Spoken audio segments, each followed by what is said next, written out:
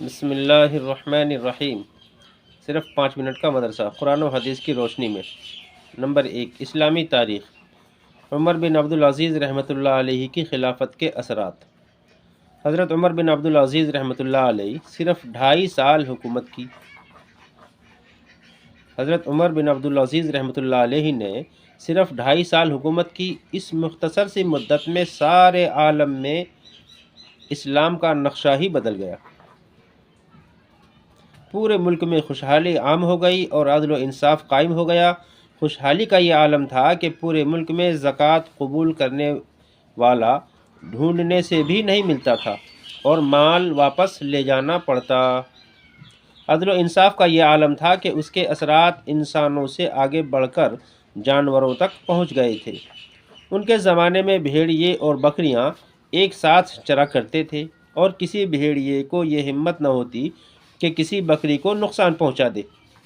موسیٰ بن اعین کہتے ہیں کہ ایک روز میں بکریاں چرا رہا تھا کہ اچانک ایک بھیڑیا نے ایک بکری پر حملہ کر دیا۔ میں نے کہا کہ آج خلیفہ صالح عمر بن عبدالعزیز رحمۃ اللہ علیہ کا انتقال ہو گیا ہے۔ چنانچہ جب تحقیق کی گئی تو معلوم ہوا کہ واقعی اسی روز خلیفہ عمر بن عبدالعزیز رحمۃ اللہ علیہ کا انتقال ہوا تھا۔ نمبر 2، اللہ کی قدرت۔ ماں کا دودھ۔ اللہ تعالیٰ نے بچوں کی پرورش اور ان کی نشو و نما کے لیے ماؤں کو 2 سال دودھ پلانے کا حکم دیا۔ بچے کے لیے ماں کے دودھ سے زیادہ مفید اور صحت مند کوئی غذا نہیں اور نہ کوئی چیز اس کا بدل بن سکتی ہے۔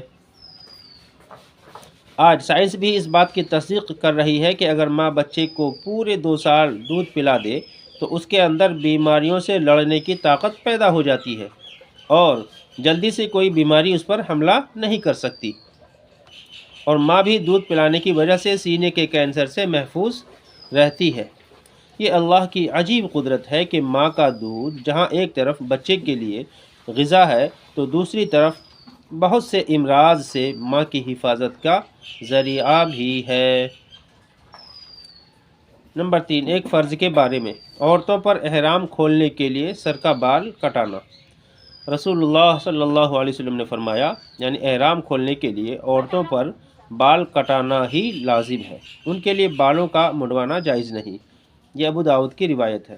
فائدہ: حج کے موقع پر احرام کھولنے کی غرض سے تھوڑا سا بال کٹانے کو جائز قرار دیا ہے، لیکن عام حالات میں عورتوں کے لیے بالوں کا کٹانا جائز نہیں۔ نمبر 4، ایک سنت کے بارے میں۔ گھر والوں سے نیک برتاؤ کرنا۔ حضرت عائشہ رضی اللہ عنہ فرماتی ہیں کہ آپ صلی اللہ علیہ وسلم نے غزوہ کے علاوہ نہ کبھی کسی خادم کو مارا، نہ کبھی اپنے ہاتھ سے کسی عورت کو مارا۔ یہ مسلم کی روایت ہے۔